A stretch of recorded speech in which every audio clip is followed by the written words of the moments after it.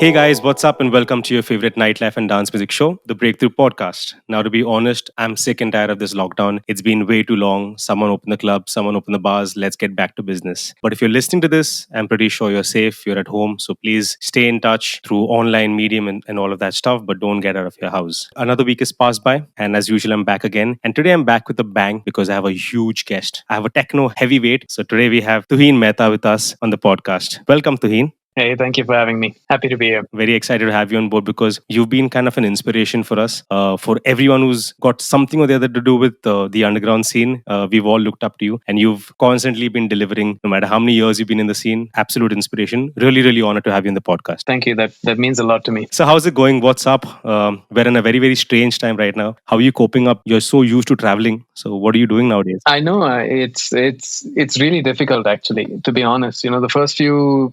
When we had the first section of the lockdown, I was like, okay, yeah, 2 weeks shouldn't be an issue at all. But then, as time progressed and as days rolled on, I just lost track of what the date was, what day we were on. And, it's like we're living on this twilight zone kind of thing. I happened to step out today to pick up some groceries, and, at least in Bangalore, things are like there's traffic on the road and like people queuing up at stores and things like that. So I guess some part of life is getting back to normal, but our scene, in the sense, the dance music scene, the clubs and restaurants and bars and pubs, I think that's going to take a while for it to come back. And that's the distressing part, not being able to travel and share the music that I love with people. That's it's a bit of a bummer. So what do you do? I mean, are you working on music right now? How do you kill your day? Actually, it's a very tough situation to be in. I know. I mean, I thought I'd be doing a lot more in terms of music, but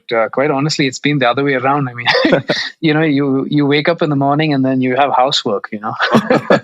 It's like you're like washing dishes and like cleaning up. And I have a cat, so taking care of the cat, and it's by the time you finish all the housework, you're so tired, you just don't feel like doing anything, and it's hot as hell. Of course. So that really drains you, and by the time you come around to like, okay, wanting to do something, it's like 1 o'clock in the morning or 2 o'clock in the morning, and you're like, okay, now I better go back to sleep.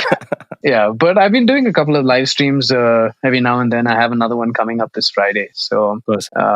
Your last the stream you had with Submerge was phenomenal because you surprised everyone with your set and brought back some nice memories. I mean, it was a crazy set, first of all. Oh, you're talking about the trance throwback set. That was amazing. Yeah. That was awesome. Yeah, I mean, Submerge was saying maybe we should do something different. They asked me if I could do a vinyl set. I said, well, I don't have turntables at home, and because of the lockdown, I couldn't get somebody to send me the turntables. And they said, okay, can you do a throwback, like, trance brute force kind of set? I said, yeah, sure. I was supposed to play for like, I think 45 minutes. And at the end of it, I played almost 2 hours because they came back and said, just continue because everybody's liking it. And there was a lot of traction for it. And I think that was kind of cool. I didn't expect that kind of traction after so many years of, trance not being at the forefront of what I've been doing. Yeah. All right. So that was first of all, that was really, really cool. Really enjoyed that set. So just want to kind of get to know more about your journey. How did you start? I've been doing a lot of research on you, and I've heard and I've seen that you've been in the whole music scene since the age of 12, 13. Now, is that right? Yeah, I was. Yeah. That's correct. Tell us, how did that happen? Yeah. It started off with both my parents were very much into music. They each had their music that they would listen to. My mom would play music at home, in the kitchen while she was cooking. And my dad in the car, when we would go out and stuff. So each one had their taste in music, which I kind of got accustomed to at a very, very young age. So, I was like 7, 8 years old. And at that point, I was listening to like Neil Diamond and Harry Belafonte and Ananda Shankar. And it was not something somebody my age was used to doing, And my dad would have a lot of parties at home. He would, have his friends over every couple of weeks. And he would just tell me, everybody's favorite song. Why don't you just play the music for them? And that's how it started. I started, by playing music for my dad's friends at his parties. And then his friends would ask him whether I could go over to their place and play music for them when they had their parties. So, it was, I started off by playing music for my parents and my parents' friends. Yeah, that was kind of cool. And then, just seeing the reaction on people's faces, they could have had the shittiest day ever whatever, but when they hear their favorite song, it just completely changes their mood. And that's the power of music. And seeing that and watching it happen got me hooked, because music has such a profound effect on us, mentally, emotionally, and I don't think there's any much else that can do what music can do for us. Wow. So you're saying you started like DJing at the age of 14, and then how did it eventually get into something, let me do this professionally? Because you come from a very different family. Your background, your family business is something else. You guys are into jewelry and stuff like that, right? And how did it eventually come to, music? I mean, my mom was always very, very supportive of the music. She would keep telling me, do it, do it, do it. And I was DJing all through, high school and college. And it was always like a hobby, because I was studying. And it was never really full-time until much, much later. But it's just something that kept getting bigger and bigger and bigger. Like I would DJ maybe once a month, and then that once a month became twice a month, and then, thrice a month, and then every weekend. And it went from playing small, parties to larger parties, and then playing clubs. It was it kind of snowballed, and it became so big at one point that you couldn't really ignore it. And when I started working at my family business, I was also DJing on the side, whenever I had gigs on the weekend. Okay. And it wasn't until somebody came to the office and recognized me for being a DJ more than, being part of the family business that, made me sit up and take notice. Well, people are taking notice of the fact that I created this, I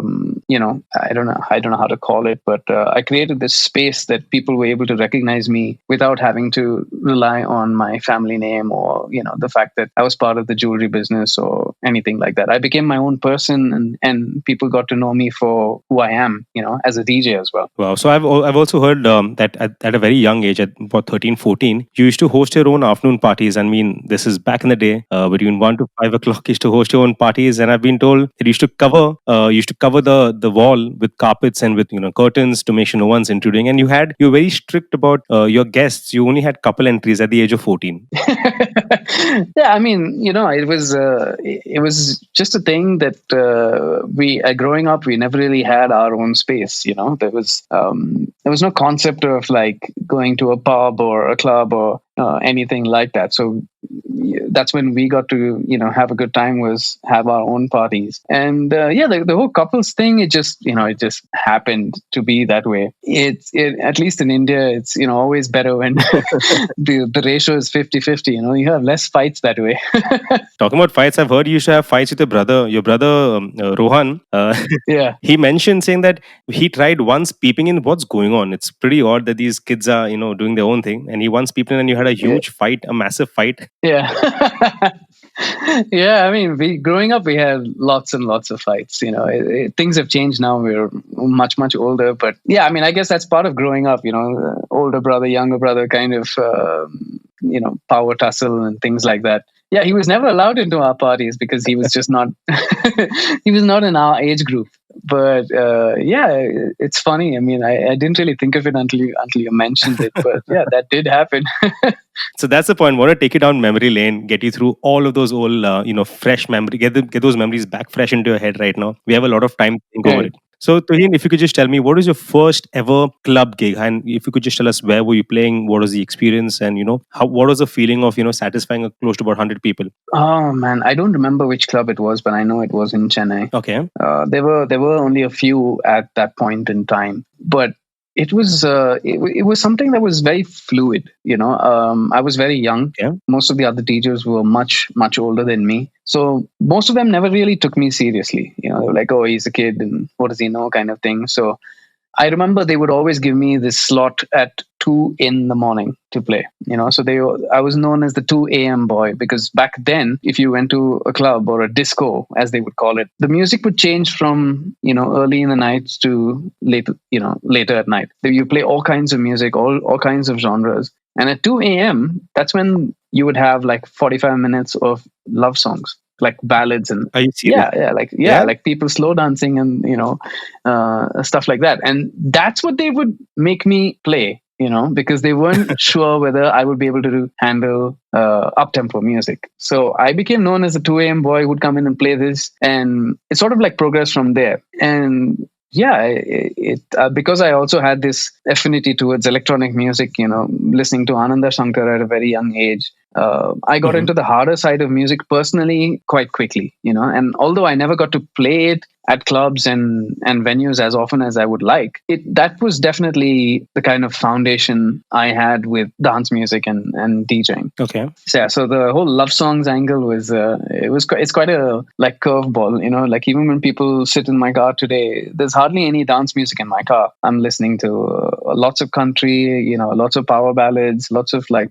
retro music, and sometimes even pop music. It's you get inspiration from all kinds of things today, and I think that's kind of cool, because if you're constantly listening to dance music, you get saturated at some point, and your motivation, your creativity kind of hits a roadblock of sorts. And every time I feel like I'm hitting a roadblock, I switch off and start listening to something else, and or digging up a completely new genre of music to find inspiration to move forward in the genre that I want to. It's kind of like long-winded, but it's paid off up until now. All right. And when was your first actual gig where you played your peak time? And how was that experience? You played your proper set, and what kind of music were you playing back then? This is about. I mean, this is when you're about 17, 18 years old, I believe. Man, again, I don't remember the clubs back then, but Hmm. there were, again, like I said, there were very few clubs. There was, After Dark. It was Sinduri After Dark, and then there was Grind. Okay. And these were the two places. Grind was a Sunday only thing, and Sinduri After Dark was a Saturday night thing. And I think the first time I got to play a proper set was maybe Grind. And there was a lot of house music back then, Okay. a lot of like funky house, vocal house, stuff that people wouldn't really recognize today, or maybe there are remixes of those, tracks that are playing today. Yeah, that's come back in trend But actually. In fact. yeah, a lot of house, and what was then called rave music, which was essentially like big beat, Hmm. Of course. like Prodigy and Underworld and stuff like that. Was Nobody really called it techno, Hmm. but obviously the influences were definitely there. Like Tony DeVee was a big part of my musical journey, and I heard him as early as 96, I think. And that changed the way I understood dance music. And then there was also Josh Wink. And a little later, I was introduced to Jeff Mills. So the harder side, the more techno side of it, that was the foundation. And growing up, psychedelic was also very, very big in Chennai. Everybody thinks that psychedelic is from Goa Hmm. in India, but there was also a huge swell of psychedelic in the south, and Chennai was very much a part of that. I remember in my college days when I could actually drive a car, there were parties and raves happening literally every night of the week for an entire year. Wow. Can you imagine, like on the beach constantly, like somebody's beach house, some like rundown resort, and that's what we were doing. We were like renting speakers, putting it on our shoulders, carrying it over the sand, setting it up right on the beach, paying off the local fishermen to not bother us. Wow. And yeah, that it was a very grassroots kind of scene, and so psychedelic also became a big part of my foundation musically. I do enjoy psychedelic from time to time as well. Hmm. And it kind of like flows with the techno, which is why the techno I play today doesn't really have a sort of box that you can put it into. It's got like so many different influences, and I get bored very, very easily. So, if you listen to me for 2 hours today, I could go from like, some deep and dark and melancholic to funky with, vocals, which I don't really hear too many people putting into techno today, Hmm. to obviously the tribal, the percussive, the hypnotic. The only possible side that I kind of tend to stay away from is the whole, industrial or the slightly noisier side that Hmm. people are sort of discovering now. Yeah. It's funny to say that, but yeah, high BPMs have always been, the kind of thing that I did. I remember being well into the 140 space, playing the big beat and the techno. I'm talking like early 2000s. Yeah, in fact, earlier, I think the higher the BPM, the more powerful the DJ is, or the more powerful the music is. That's what the inspiration, or that's what the thought process was. Yeah, and it's sort of like coming back now, right? Everybody's like, oh, high BPM and Yes, like this overdriven, distorted, of course, yeah, sort of like industrial kind of sound, and that is actually it's stemming out of the fact that the whole EDM generation has grown up, and now they're sort of like getting into techno, of course, and for them that's the easiest thing to relate to after coming out of EDM, because that's pretty much what EDM was. exactly, yeah, It was like noisy and this big and constantly like relentless sound with no real soul. So that's something that I don't understand, and I don't.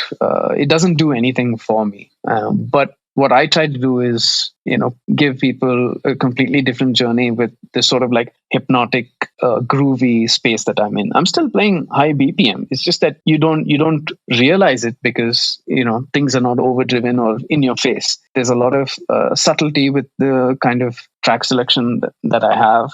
of course. And I'm not going to play the same kick drum back to back. There's always going to be changes, and there's always going to be like shuffle pattern changes, percussion, which I do live as well, Of course, with yeah. the sampler, and I think that's what helps me keep it very, very organic. How were you collecting the music back then? Because when you were a kid, I've heard that when you used to get pocket money from your parents, you invested all your money in just buying tapes back then. Yeah, everything was just like tapes and CDs, and CDs were so expensive. I remember, yes. Like back then, I mean, I remember like when they first came out, they were like 600, 700 rupees a CD, and like back then, when you think about 600, 700 rupees, it's a lot of money. Of course. Yeah, even now, if you think about 700-800 bucks for like 10 songs, Of course. it's like wow. But it was tough because I wouldn't go out, I wouldn't spend on anything else, and I would just put all of my money back into the music. And I would get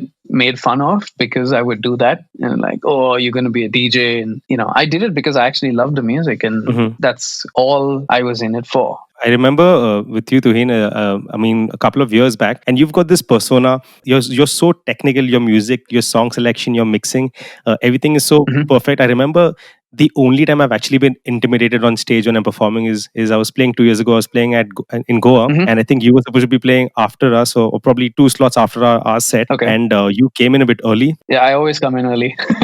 Came in early, Yeah. and there was no crowd because it was an early. I think I was playing about 11, 12. I don't remember. Yeah. And you came in early, and okay, I was really, really scared. And you just came and looked at our levels. Yeah. And you're just moving the monitor here and there. You're moving the speaker. I was so intimidated. I was like, shit, let me just play my set and go, because that's the only time. Because I was like, okay, shit, he's right here, and you're just looking at us, and you didn't actually look at us, but what are these guys doing, kind of stuff. And I was so intimidated, and was very scared. I mean, due respect. I mean, obviously, because you came in about 2-3 hours before your set, made sure everything is perfect. It didn't matter the crowd is there or is not there. You were, and I really remember that. And after that, we've always made sure that our levels are on point. If anyone's peeping, there should be nothing wrong. Right. So you've always had this persona with someone who's very technically sound, and I see it in your live sets. And in fact, you've got a great collaboration with Pioneer. You're also an ambassador for the Berklee School of Music.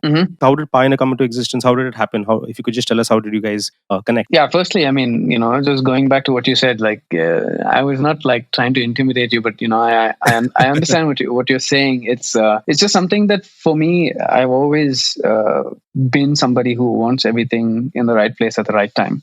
That actually comes from my dad. He would always say, never turn up late, always be there, make sure you have everything, the way you want it, because if anything messes up, the only person you can blame is yourself. And, that's something I follow through even now. Like sometimes when we do satellite in Goa or something like that, it's like a super long lineup, right? It starts at like 7 in the evening. Of course, and I always see you coming way early. Yeah, like it starts at like whatever 8 o'clock in the evening, and my slot is maybe 3 or 4 in the morning. Yeah. But I would have gotten there at 7 in the evening, to set up everything and to make sure everything is the way I want to. And then maybe I'd have gone and come back later. But the thing is that you have to do that. You can't rely on somebody else. And levels are a very important thing, especially when you're doing a long night. You can't like Of course. peak and overload the system, and then the night just goes to shit because the sound is shit, and that's what people come for. They come to have a good time Of course. with the music. And I think that like attention to detail was very subconscious for me. It was just something that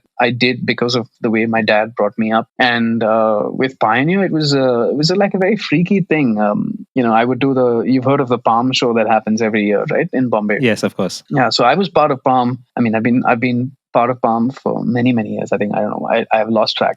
Maybe 15 or 16 years now. Yeah. And I've been showcasing products for like various companies. And there was a distributor who was, distributing for Pioneer back in the day. And I knew him because I was always there at Palm, and everybody knows everybody kind of thing. And one day I got a call, and he's like, there's this guy from Pioneer, and he just wants to catch up with you. Are you in Chennai? I said, yeah, I'm in Chennai. He's like, can you join us for tea or something in the evening? I said, sure. I came over, and we just had a chat, and just very, very casual. And I didn't really think much of it, and I forgot about it. And a year later, I got a call again, but this time I got a call from the Japanese. Okay. And he's like, do you remember we met? I said, yes, of course. And he's like, well, I'm calling you first because we've gone across the country, and I've met, he said that he met like over 300 or 400 DJs, and he's like, I'm calling you first. So if you refuse this, I'll have to go to somebody else. Okay. He's like, would you be in a position to be a product specialist for us? And we really like the way you work, and can you help us with it? And I grabbed it with both hands. I said, yeah, of course. And that's how it started. And then like 3 weeks later, I think I was on a flight to Dubai to sign my contract and, pick up the gear that I was supposed to be a product specialist for. And yeah, and from there, it's just been sort of like roller coaster ride. We're doing, Palm every year and demonstration after demonstration for products. And of course, now it's gone from just me being me at, Pioneer India for a product specialist to now we have Skip and we have Mash, because the product portfolio has expanded so much. It's impossible for one person to handle everything. Definitely. And it's constantly something that excites me, like helping with product design for a product that will see the light of day maybe 5 years from now, and 5 years hence somebody thinking like, wow, I want to meet the guy who thought of this idea, and you're just sitting there and smiling because, you played some part in, that product. Of course, motivating somebody or giving somebody that sort of inspiration that they need to go to the next level. What do you think is going to be the future of DJing? Since you're very well in sync with what Pioneer is doing, what do you think is the future? There's a lot of talk about cloud music or Beatport Link is coming up. Even Recordbox is doing something on the same platform. So what do you think is going to be the future for us as artists? The future is everything is moved towards being in the cloud. We've got Recordbox 6 that just got released, of course, and it's got this cloud sync capability. I don't use Recordbox to perform. I only use Recordbox to sort of like organize my music.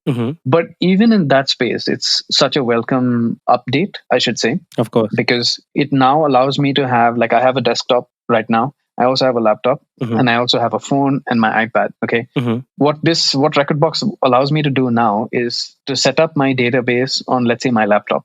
Okay. And if I have a Dropbox account, it syncs all of my database with Dropbox. And I can, let's say, turn up somewhere, and not have my USBs at all. And let's say I have to play a set.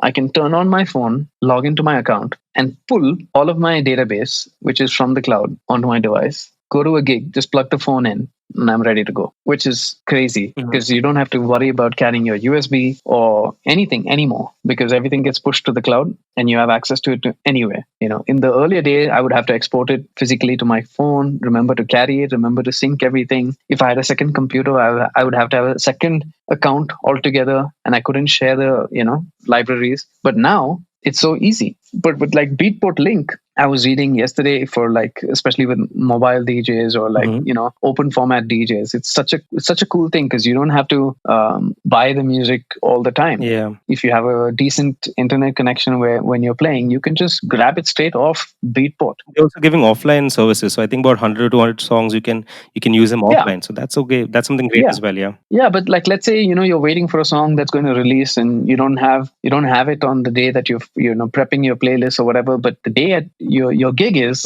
when the track gets released. Imagine just grabbing it on the fly while you're DJing. That's really cool. Or especially for open format DJs, they tend to get a lot of requests as well. Of course. And yes. if you don't have something in your database, you're able to grab it straight off any of the online enabled stores and play it. I think that's very, very cool. It saves the headache of looking for your music. And you don't have to worry about not having all of your music on you all the time. And it's also Rekordbox 6 is also able to link with Ableton now, and that's very cool. Yeah, I think that was something that everyone was waiting for, actually. Yeah, especially the people with laptops. When they're performing with laptops, having Ableton link enabled in Rekordbox is a big boon. I mean, for somebody like me, I don't even use it because I'm completely hardware based. I have my CDJs, the mixer, the SP16, whatever synths I'm carrying, the RMXs. So I'm very hardware. Of course, but I see the kind of like power it's giving to people who are laptop enabled. Now with Ableton Link, they have so much more flexibility with their setup and being able to do something more creatively. I hope that that's what they will achieve in the end, because sometimes you have a whole bunch of features that seems exciting at first, but you never really use. Yeah, of course, yes. So time will tell. But yeah, I mean, I see DJing moving into a space where no song is going to be played the way it was produced, if that makes any sense. Of course, it does. It does, definitely. It's like you'll never be able to recognize the track because it's constantly being reworked on the fly. At least that would be my vision of the future. I don't know if all the DJs would put in the effort that is required to do that, but that's what I try to do even today. There are so many times I'm playing tracks and mixes of tracks that people recognize, but I'm doing something that's different to it and they can't recognize it anymore. Exactly. And it can just be even one element and people don't actually know what's going on. So I see you doing that very, very often. So you use a lot of your snares. Even if it's a snare, you sometimes add it just to make sure that there's a bit of a twist or your touch on that particular track. So I always notice you doing that. So that's phenomenal, actually. Yeah, I mean, because I get bored. If I'm listening to the same track over and over again, at some point I'm like, oh shit, I don't want to play this track anymore. Or sometimes you hear a track and it's like really, really cool. And you're like, man, I just wish there was this big snare or like, exactly. big cymbal coming in after the, breakdown or something like that. And it's not there. And, with the tools that Pioneer offers today, it's possible for me to add that in, and, that I think that's the really cool part because you're keeping it completely fresh all the time. I can play the same set, 3 days in a row, but every time you come to listen to me play, it sounds different. Makes sense. And I think that's cool. Yeah. So Tuhin, also I told I have a team who helps me with the podcast, and I told them, Tuhin's on board and this and that. What do you want me to ask him? And all your friends and all your fans, and I make sure that everyone, all my listeners are heard in the podcast. And all of them, when I said Tuhin Mehta, said, ask him about brute force. Ask him about brute force. Ask about brute force. So Tuhin, finally tell us about brute force. What happened? Yeah, so brute force was actually a collaboration between Shane and me, Shane Mendonca. Yes, of course, yes. And, at that time, our influences were very, very similar. Like, we really loved the tribal and big synthy sounds and stuff like that. And we were doing a lot of gigs together. We were playing together. We were playing back to back. And I think it was Ableton version 1 or 2. And I was playing on turntables and he would play on Ableton and we would have a device that would help us get the Ableton to sync with the turntables, and that's what we were doing back then, but we got bored of it very, very quickly. Okay. And brute force was just a name that we always had and we always kind of like used. And we were making some music also. And you made Arrival. I mean, if I hear Arrival till now, I get goosebumps. So yeah, that's the thing. Like, it got picked up. Like I was on tour with Gareth Emery. We were driving from Bangalore to Mysore, and I was playing the music from my phone, and I was playing the original version of the track. The original version is actually called Broken, and it's a breakbeat track. Okay. And he heard it, and he's like, "What is this?" And I said, "This is, our track. And he's like, can I do a mix of it? I was like, yeah, of course. And so I sent it to him. This was in 2007. And I think he took like 2 years to work on it. And then in 2010, with his album, it came out as Arrival. So it was something that we had done, a long time before that. And he put his own spin on it. It became, I think, quite a big track in that particular album. And it kind of coincided with the fact that we were also playing, the tech trance sound and the proggy and proggy space fit in perfectly. It's a shame that trance didn't carry on from where it was. It's still around, but it's not in the form that I enjoy anymore. It doesn't motivate me or inspire me to do something with it, which is why I'm not playing it anymore. And so we decided to shelve the project after a while because we moved away from that sound, and Shane got busy with his he started scoring for movies and documentaries, and that kept him really busy. And that's when I started my solo project, and that's when I was switched to Tuhin Mehta and the techie kind of sound. And here we are today, 10 years later. So since you mentioned the name Brute Force just came randomly, something I actually will open up and tell you. I had a conversation with your brother Rohan yesterday, and wanted to get some stories about you. He mentioned something really interesting. I think the audience is going to love this. He mentioned that when you were a kid, you used to always spray the Brute cologne or the perfume as a kid. You used to overspray it and get super annoyed. And he used to say that that's the only reason, because of Tuhin, I've never used that fragrance, because the after smell used to come on to him on his clothes, and he used to always grumble to your mom saying he uses so much of this. It kind of got, he was really annoyed about the fact. So he's like, do mention this, So when I I do remember that. Back then, you had a very limited choice when it came to your colognes or deodorants and stuff like that. And Brute was quite a popular fragrance that I used, and I think secretly he liked it. It's just that because I was using it, he didn't want to use the same thing. He wanted to be him. I mean, everybody knows those fragrances. I mean, I remember the green bottle just came to my head immediately. Right, that whole chain around it. So. I know. Yeah, I mean, there were very few at that point. There was Brute, and there was what was it, Old Spice? No, Old Spice, and the deodorant called Do It, and all of those things. Yeah, those are basic. Yeah. But Brute was my go-to. Yeah. So, Tuhin, apart from music, you're actually doing a lot of things. And I've been in touch with you over Instagram, and with your travels, you're an amazing wildlife photographer. Some amazing clicks. So if you guys don't know this, please scroll down Tuhin's Instagram. Go down a couple of months ago, and you'll see some brilliant clicks. Personally, I've told you, wow, where is it? I think you were in Kenya when I messaged saying this is phenomenal. What is this? Where is this? So tell me about wildlife photography. You're doing that.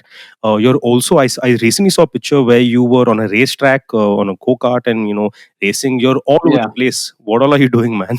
Yeah, I mean, no, that racing picture is very, very old. That was, I think, from 2000. I think the last time I raced was maybe 2004 or 2005. I've always been somebody who can't sit still. I'm constantly doing something or the other. Obviously now I'm much older and I like to chill. But yeah, go-karting was a big part of my growing up, and I raced at quite a high level when it comes to the national circuit. And the wildlife photography was just something I got into. Rohit Barker started taking me to the jungles, and I was kind of hooked to the wildlife aspect. And I did a lot of trips with him where it was just him and me, and we were just watching animals. I was not doing anything else. And then one of the trips, a friend of ours who unfortunately is no more, Ashish Parmar, he's a photographer, very good photographer. And he came there and he was with us, and he had a spare camera. And, at that time I had this like really tiny, shitty camera that I was just taking pictures and like videos. And he saw me struggling with it. And he's like, why don't you just try my other camera, in the afternoon safari and see how you like it? I said, okay, sure. And I took it. And he had this like mammoth 500mm lens on it. And I was like, what the hell is this?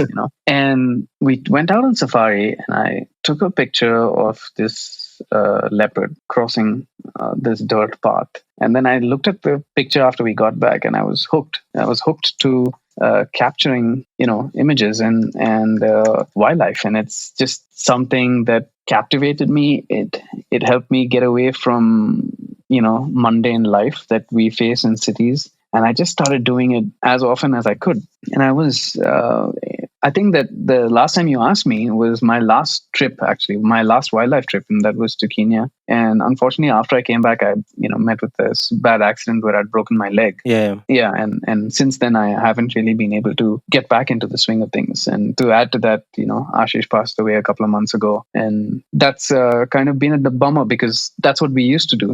We were always traveling together, and we're always doing these wildlife trips for photography together because we both loved it. And it's still, it's not something that I would say that I'm done with. I might obviously at some point restart it because it brings me a lot of peace and a lot of happiness. It shows you what life is truly about, because everybody gets caught up in city life. This it's like literal rat race. But when you're out there in the Serengeti or in the Masai Mara, in the middle of nowhere, and when you have no cell phone service and it starts raining or it gets dark and you have nothing next to you, that's when you realize how small and insignificant you are, in the grand scheme of things. And that's a very inspiring and sort of like leveling factor that most people can't deal with. But I find it very, very humbling. Where you come from. It always brings you back in touch with your roots. And I think as artists, it's very important to constantly be in touch with where you came from. Of course. Because if you don't know where you came from and you're not in touch with your roots, you're going to lose sight of where you want to go and you're going to lose yourself. And again, getting to another, on a similar path, something which I think I want to learn from you, and something which I really look forward to learning from you is basically you've sustained, you've made sure that you're in sync with what's going on, and you've been doing this for the last 2 decades. So how do you do this? You've literally there are many artists who've come and gone, and you've been there constantly. It's not been like even a single season or even a single year where Tuhin Mehta was not at his best. So how do you how do you maintain that? How do you do that? I think it's it comes from the fact that I always want to be better at what I'm doing. I never want to take a step back. And I've always told myself that if I feel like I'm taking steps back instead of moving forward, then I'm going to stop doing what I'm doing, because I'm not going to be doing justice to the music. The music always comes first for me. And I think I'm constantly looking for new inspiration, new motivation from music. I spend literally if you talk about a week, in 7 days, I do maybe 20 hours of just looking for new music. Wow. In a week. That's a lot. And, in a week, you can sift through maybe 8,000 songs looking for the next big thing or the next thing that sort of like inspires you. Because granted, it's not always going to be something that, crowds are going to pick up or enjoy right away. But that's where the DJ's role comes in, right? Like, we are supposed to educate people on new music. We're supposed to be like the tastemakers. And I think that's how I'm able to keep it going, because there's always something coming out that's keeping me motivated. Like if it's, let's say we're having a dull phase where people are making shit music and there's not much that inspires me from the music side of it, then Pioneer comes along and plonks something new in my lap, and I'm like, oh shit, this is awesome. I can now do what I want to do with it. And then you have motivation coming from the equipment that you use. Of course, yeah. It's always a sort of like balance. If the music is not motivating you, then the gear is there to help you kind of break through that wall that you're facing, and that's it. It's been 2.5 decades, and I still feel like I just started DJing, and that's the cool thing. I think the second I feel like, oh shit, I've been doing this way too long, I think I'm gonna have to hang up my headphones.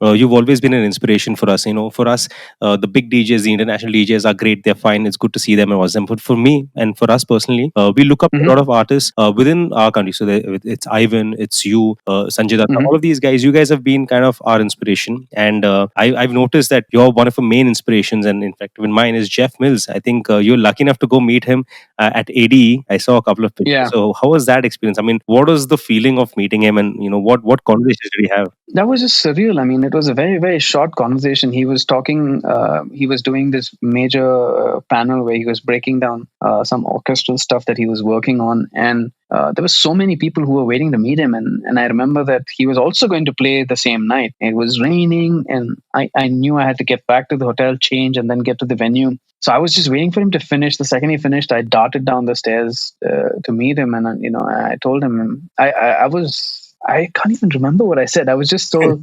humbled with how humble he was as a person. There were no airs about him, nothing. I just told him I'm a huge fan, and I've been following your music, and please keep doing what you're doing because you're changing people's lives. And he just smiled and he said, thank you very much. And I said, I'm going to see you tonight. And he's like, great. And, I took a picture and that was that. And I went for the gig that night, and I think he played 7 hours. Wow. Start to finish sort of thing. And he played everything under the sun. Like it was called the time tunnel or time capsule, where he was playing all the music that he was ever inspired from. He started all the way from like disco right up to like new age techno. And it was just humbling to see that. And a couple of years later, he was playing at Awakenings, Gus Howder, and he was playing, I think, the closing set or the set before the closing set. Mm-hmm. And I went up straight, to the backstage area right behind the DJ booth. And I looked at him and he looked at me and he pointed and he's like, from India? I said, yeah.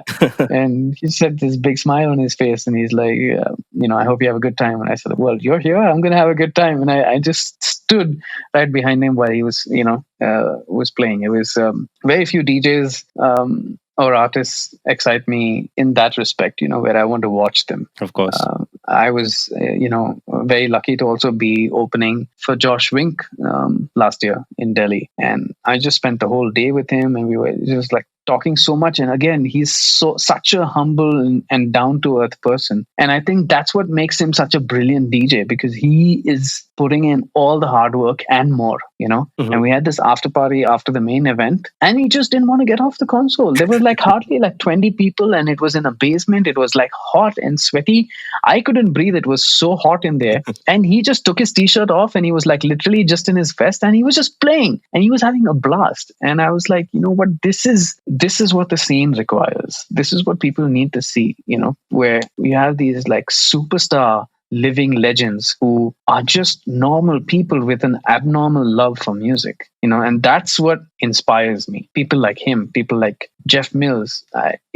Unfortunately, Tony DeVee passed away, but he was again, the third pillar of my journey with music. These three men have shaped what you are listening to, every time I come to the console and I take over. And that's what Josh was also saying. He's like, I get inspiration from everything. Like even other DJs who were playing, even when you were playing, like he was talking to me, like even when I was playing, he was inspired with, some of the stuff that I was doing. And I think that's the cool thing. And that's what all the cool kids need to understand today, that you can learn from anybody, even somebody who's way junior to you, not just in DJing, in everything in life. The second you become cocky, you're done, like anytime I meet somebody who's cocky, I have no respect for them. It's straight out. There's no need for anybody to be cocky. Like you could be the biggest producer in the world. You could be the biggest DJ in the world. At the end of the day, you're playing music that somebody else has made. Even if you're playing the music that you made, you have made that music using equipment or software that somebody else has created. So please get off your high horse, and just play the music. You're not bigger than the music. And that's something that people need to remember all the time, because, today it's all become about like showboating and like all of this like social media, blah, blah, blah. But like, you, especially now with the lockdown, so many people doing live streams, Of right? course, yes. Multi-camera live stream, blah, blah, blah. There's no view of what they're actually doing. They're just sitting behind a laptop or whatever and playing music. And you can see that they're doing it because they need to constantly be in, people's eye. Of course. They're not doing it for the right reasons. Like people ask me, why am I not live streaming more often? Because I'm just not in a, sometimes I'm just not in a good headspace. I'm not, perked up enough to play music, and I don't want to do it when I'm not feeling good, right? Like, of course, I'm not going to do justice to it. If I'm feeling depressed or if I'm feeling run down, it's going to show in my music, and that's something that I don't want to do. I don't want to do that to the music. So the days that you do feel inspired, you do feel energized, bloody hell, yeah, I'll play 6 hours. The day I'm really feeling it, like that tech trance night. Of course, yes. I was like, I had enough music like kept aside for about 2.5 hours, and I was like, yeah, I'm going to play an hour or 45 minutes. But it just went so well that I was feeling run down, but like just seeing all the old people that used to come and listen to the music that we played back then, and everybody was online and everybody was like reminiscing from those days, and I was just like, let's just keep this going, and it turned out to be such a a great night after all. So yeah, keeping it real, that's the key, I think. Of course. So Tuhin, apart from just your music and all of that stuff, I also got some inside info, and like I got some like 2-3 sources that Tuhin's really good in PUBG. You're really good in PUBG as well. Like, come on. and not just and the guys who are listening, he's not just good enough. I think you're good enough to even you were part of some competition as well. You could not, in fact, go for the competition. You had a gig or something. Tell us about that quickly. Yeah.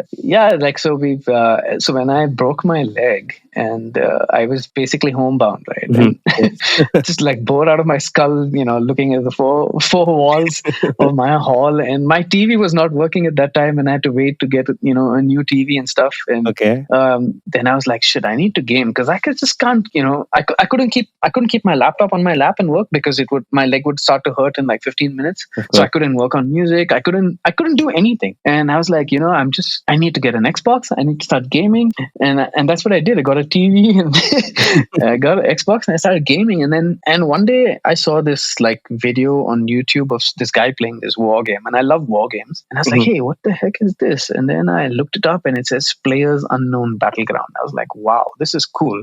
So I got it on the Xbox and I played it and it was shit. And I was like, man, that was really bad. And then I heard that they were, coming to mobile, and I was like, okay, this might be kind of cool. Okay. And the day it was announced, I grabbed it and I've been playing it literally every day since then. Are you serious? So I play PUBG mobile, and I've got a group of friends who play with me, and it's we entered a tournament that we finally couldn't make it to the finals because a couple of us from the clan couldn't travel, and I had gigs, and it was kind of sad, but it's fun. Yeah. So PUBG Mobile is it's a big part of my stress relief. A lot of your listeners are going to get to learn a lot from this podcast. I think you should just put this up on your profile because for sure. Yeah, I mean, you don't get to do these kind of chats even like at an event. There's always not enough time, or there's like always too many people around, so you don't really get to talk about stuff. Everybody's so busy, like I said.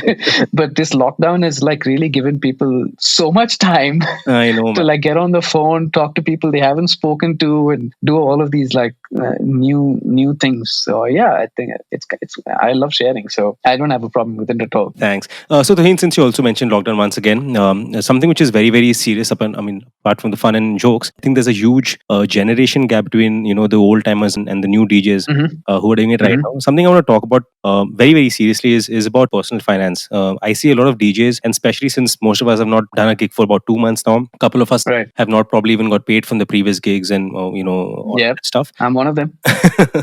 So what would be your tip, or what would be your advice for the new generation in terms of personal finance, and both for artists, DJs, and for producers? Because I think this is something which no one really talks about. We're all looking at our inspirations, at our idols, who are, wearing the Balenciagas and all those expensive things and have the best gear. Nah, I don't believe that shit. But seriously. But in reality, most of the guys who are doing it, who are just starting, have no idea whatsoever in terms of money. They don't know the economics of this business. So if you could just help us a bit about that. Yeah, I mean, right now it's a struggle for all of us, because we really don't know when the clubs will reopen, when we'll have our next gigs, and even when they do reopen, whether we're going to be getting paid what we were getting paid before the lockdown. It's everything is kind of like up in the air, and we have no clue as to how things are going to shape up. And like you and a lot of other DJs and artists, I haven't been paid since January. There are like venues that haven't paid since then, and they just blame the lockdown for not having to pay right now, which is kind of not cool, because we've already put in the work, and they've already made the money that they've had to make on that particular night, but they just haven't paid us, and that's not cool. I mean, but that's a whole other subject for discussion. But coming to the finances, like, I've just tightened up completely in the sense that I don't spend money on anything other than necessities. Like, even to the point of like, somebody's like, oh, why don't you buy, this capture card and set up your other camera? And I'm like, Mhm. hey, man, unless I'm getting paid for it, I'm not going to do it, because I'm not putting in money when I don't know if I'm going to get paid, or I don't even know when I'm going to get paid next. Of course. So just the bare essentials, like stop shopping online for things that you don't need.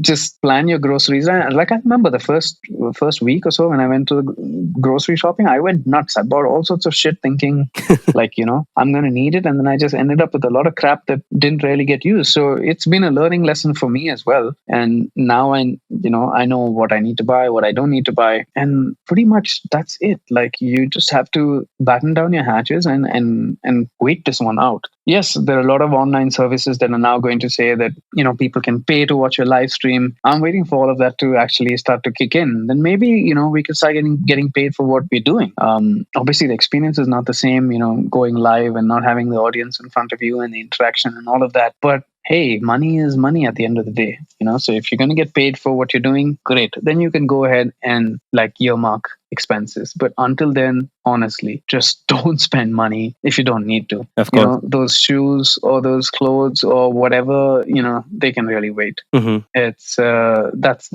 that's pretty much all I can suggest, because that's exactly what I'm doing. Like, I had this huge conversation yesterday with somebody else, like, I am not spending money on a cable if I don't know I'm going to get paid. Mhm. I'm not going to do live streams for free.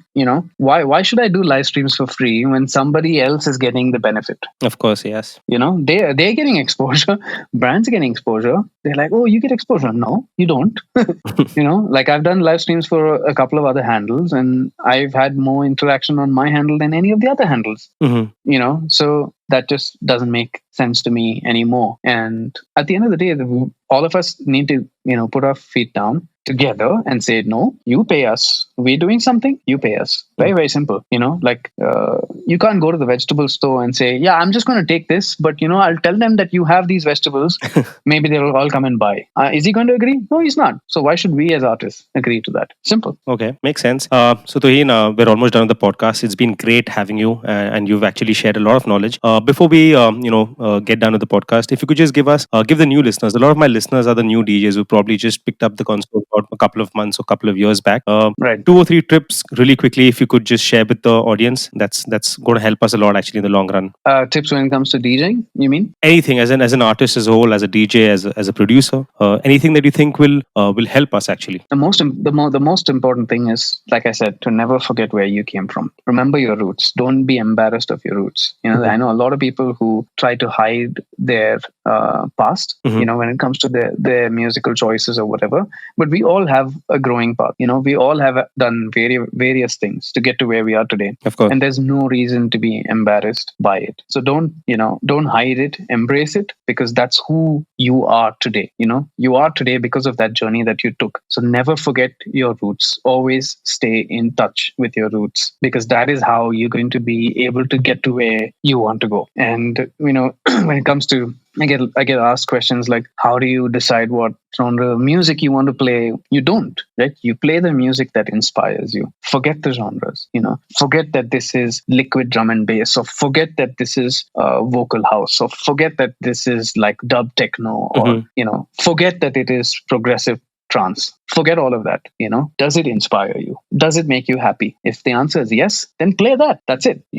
Don't be so pressured by the scene saying, oh, you're not playing this cool genre of this, raw hypnotic techno. No, those are just marketing bullshit, that sales companies come up with. Does it inspire you? If it does, just play it. You are not answerable to anybody but yourself, Agree. which is why if I buy a track that I'm inspired when I first heard the sample, but after I buy it, I listen to it and I'm like, shit, why did I even buy this? I just delete it. I don't even think about keeping it, if it doesn't inspire me anymore. And you should have that strength to say, I made a mistake. This is not what I wanted. Delete. Because if you don't, you're going to have so much clutter in your life that you're not going to be able to see through it and perform at your best every single time you take over the console. Wow. That's a lot of information. Actually, it's a lot for it to sink in when you said deleted. I was like, okay, Yeah. that's deep. But definitely, Tuhin, it's been great having you on the podcast. Thank you for having me. I know it's been a long time coming, and we've tried to do this many times, Of course, I know. before. But I'm just glad that we were able to put this all together, and I hope that your listeners find some inspiration with this as well. That's the reason we're doing this podcast. But thanks again, Tuhin. I think while I speak to you, I realize that there's a lot more we can learn from you. So I'm definitely looking forward to catching up with you whenever you're in Pune next. I'd definitely like to probably catch on some other topic, but we'll definitely get in touch. Anytime, because like I said, we learn from each other. It doesn't matter how long one person has been in the scene or not. The fact is that we all learn from each other all the time. It's just that you need to keep your ears, eyes, and mind open to that learning. So I'm always up for learning, regardless of from whom. Thanks a lot, Tuhin. Really appreciate that. Thanks a lot for doing this podcast. I'll catch up with you soon. Thank you, man. Thank you. Thank you so much. I'm looking forward to this. And that was the episode, guys. Thanks for tuning into the BrkThru Podcast. I'm getting mad love from all of you guys from the fraternity. Continue sharing, but definitely consider subscribing, following, liking, doing all that good stuff. This definitely helps me a lot.